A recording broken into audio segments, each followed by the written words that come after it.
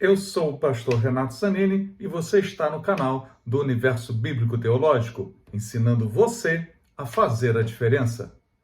A unção do Espírito Santo, aliada ao conhecimento profundo das Sagradas Escrituras, completa e habilita aquele que é chamado por Deus para estar a seu serviço. Cabe ressaltar que não tenho a pretensão de ser a palavra final sobre o tema aqui tratado. Não tenho a menor intenção de causar polêmicas e muito menos criar debates. Respeito integralmente os pontos de vista diferentes, baseados em linhas teológicas diferentes, as quais não afetam as doutrinas bíblicas, pois o meu objetivo é apenas colaborar e incentivar os irmãos em Cristo a se aprofundarem cada vez mais na palavra de Deus. Se este objetivo for atingido, já terá sido válido todo o meu empenho. A palavra de hoje, nossa mensagem, tem como tema a mentira de Ananias e Safira. Então, vem comigo. O texto está em Atos, capítulo 4, versículo 34 e 35, que diz assim: pois nenhum necessitado havia entre eles, porquanto os que possuíam terras ou casas, vendendo-as, traziam os valores correspondentes e depositavam aos pés dos apóstolos. Então, se distribuía a qualquer um à medida que alguém tinha por necessidade. Esse texto demonstra uma grande liberalidade por parte da igreja em suas contribuições. Haja vista que cada pessoa tinha liberdade de usar os seus bens materiais para abençoar a obra de Deus e os irmãos. E faziam isso para o bem dos mais necessitados. E Deus, conhecedor das mentes e dos corações, aprovava integralmente.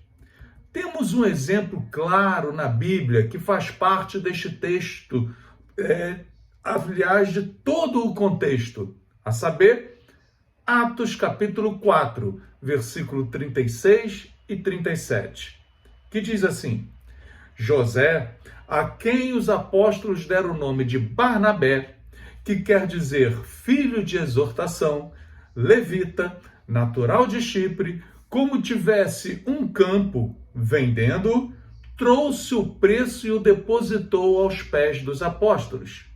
Ora, é bem possível que essa atitude de Barnabé foi um incentivo na decisão de Ananias e Safira de também participarem vendendo uma de suas propriedades. No entanto, o que podemos observar é que eles queriam ter um destaque de quem ajudava. Porém, apesar da aparente boa intenção, a verdadeira motivação que os levava a dar tal oferta não era reta diante de Deus. O texto vai dizer que os dois, em comum acordo, vendem a sua propriedade, mas mentem sobre a sua oferta. Fingem uma situação mentirosa diante dos apóstolos. Observe o texto. Atos capítulo 5, versículo 2, diz assim: mas, em acordo com sua mulher, reteve parte do preço e, levando o restante, depositou-o aos pés dos apóstolos. O grande erro, ou seja, o pecado de Ananias e Safira, não está na oferta que deram. Observe o versículo seguinte, Atos 5, 3. Então disse Pedro: Ananias, por que encheu Satanás teu coração para que mentisse ao Espírito Santo, reservando parte do valor do campo? O grande erro, então, ou seja, o grande pecado de Ananias e Safira, foi mentir ao Senhor. Afinal, estavam ofertando ao Senhor e não aos homens.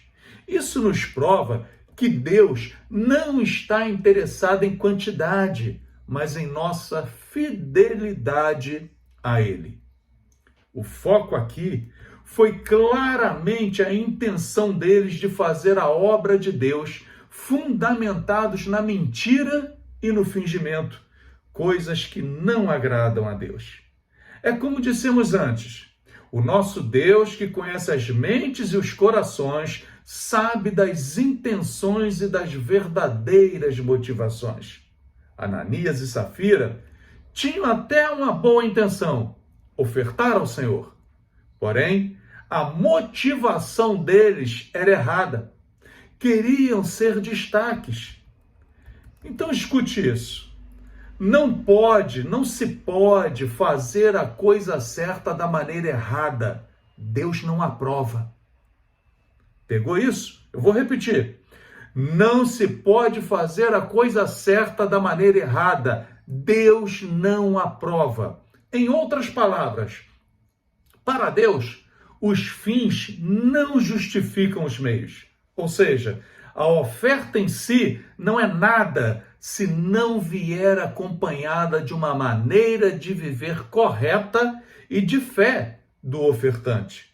Para Deus, um coração sincero, voltado para a sua obra, vale mais do que quaisquer valores terrenos. Isso é comprovado pelo próprio Senhor Jesus. Observe o texto, que está em Lucas, capítulo 21, versículo 4. Diz assim: porque todos estes deram como oferta daquilo que lhes sobrava. Esta, porém, da sua pobreza, deu tudo o que possuía, todo o seu sustento. Isso foi uma atitude que tocou o coração do Senhor. Havia ali, é o texto da viúva, você bem conhece, mas havia ali naquela viúva sinceridade e fé, requisitos fundamentais e exigidos pelo Senhor. Porém, você talvez possa estar perguntando, será que Deus não usou de severidade excessiva, matando Ananias e Safira?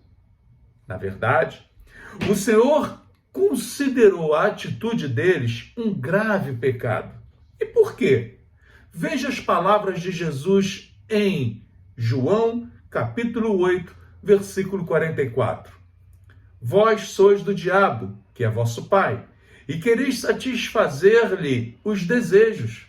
Ele foi homicida desde o princípio e jamais se firmou na verdade, porque nele não há verdade. Quando ele profere mentira, fala do que lhe é próprio, porque é mentiroso e pai da mentira. Está claro que o Senhor usou como base a sua própria palavra. Ananias e Safira estavam servindo ao diabo. Se colocaram na posição de filhos do diabo, porque eles tomaram para si como prática de maneira de viver a mentira, o engano. Então, eles eram agentes do mal, que fingiam, mentiam e enganavam, dizendo que serviam a Deus. Esse tipo de atitude é como um câncer dentro de uma igreja e precisa ser eliminado para não contaminar toda a igreja. E Deus, em sua soberania e sabedoria, escolheu fazer desse casal um exemplo do tipo de atitude que ele não aceita e de corações que ele rejeita. Para dar veracidade ao fato, a Bíblia diz que a notícia trouxe muito temor a todos que ouviram aquilo que Deus fez com Ananias e Safira. Observe só o texto em Atos capítulo 5, versículo 11, que diz assim: e sobreveio grande temor a toda a igreja e a todos quantos ouviram a notícia destes acontecimentos. Ananias e Safira são um belo exemplo de que o Senhor não aceita a hipocrisia, não aceita o fingimento, não aceita a mentira. Não podemos mentir a Deus. Não podemos ter segundas intenções. Não podemos querer fazer a coisa certa, porém, da maneira errada. Amém? Deus abençoe a todos. Fiquem todos na paz do Senhor Jesus.